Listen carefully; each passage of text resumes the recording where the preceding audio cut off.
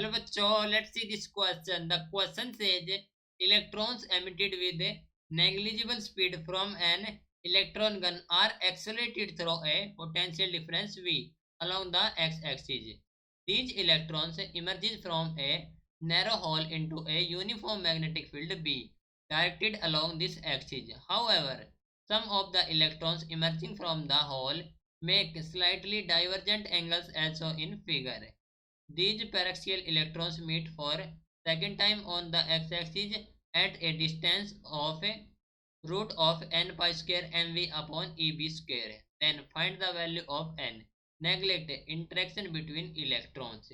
So question में कहा गया है कि जो इलेक्ट्रॉन एमिटेड होते हैं with negligible speed from an electron गल वो एक्सेलरेटेड होते हैं through a potential difference v along the x axis. Okay, diagram हमें शो कर रखा है.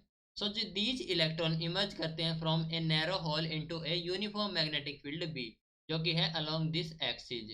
ओके, तो हमारे पास है magnetic field B this. ठीक है, तो sum of electron emerging from the hole makes slightly divergent angle, यानी कि कुछ हमारे पास ये divergent angle फॉर्म कर रहे हैं. तब these paraxial electron meet करते हैं for second time on the x axis जहाँ पर डिस्टेंस दे रखी है हमें n pi square m v upon e B square. तब हमें फाइंड करनी है वैल्यू ऑफ एन. तो इस क्वेश्चन के लिए हमारा की कॉन्सेप्ट यूज हो रहा है, that is the electric field and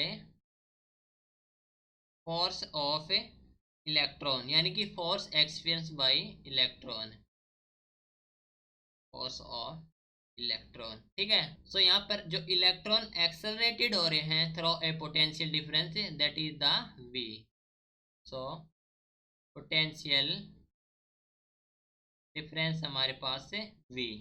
okay, मानेंगे हम मास ऑफ एन इलेक्ट्रॉन भी m और charge on electron is e. सो मास को अज्यूम करेंगे m और चार्ज को अज्यूम करेंगे e. राइट. सो हम जानते हैं कि जो इलेक्ट्रिक फील्ड होती है, इलेक्ट्रिक फील्ड ये हो जाए हमारे पास है E is equal to the V upon R. ठीक है, और जो force experience by the electron है, फोर्स एक्सपीरियंस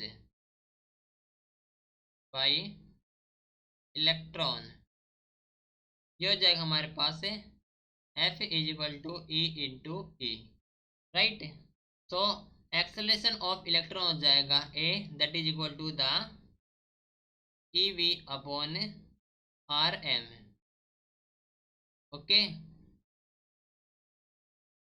नाउ यूज करेंगे equation of motion. Using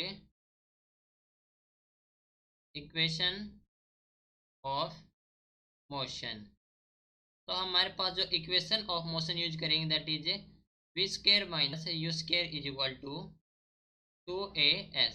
okay, so यहाँ पर इनिशियल वेलोसिटी हमारे पास जीरो थी, तो दैट मीन्स u हमारे पास जीरो थी, तो इक्वेशन बन गई हमारे पास v square is equal to 2as. Okay, यहाँ पर जो s है वो r है. नाउ जो v हो जाए हमारे पास that is equal to the root of 2ar था, तो ये हो गया हमारे पास 2 इंटू ए की वैल्यू है EV अपॉन RM और इंटू एस के स्थान पर r है, तो ये हो गया r. ओके, तो जो वैल्यू मिलेगी हमें v की that is 2EV upon r, 2EV upon r. ठीक है, now time taken by electron to cover the curved path find करेंगे, वो हो जाएगा हमारे पास t that is equal to the 2 pi m upon EB. ठीक है, that is the time taken. तो जो हमारे पास डिस्टेंस हो जाएगी d, ये होती है हमारे पास v इंटू टी.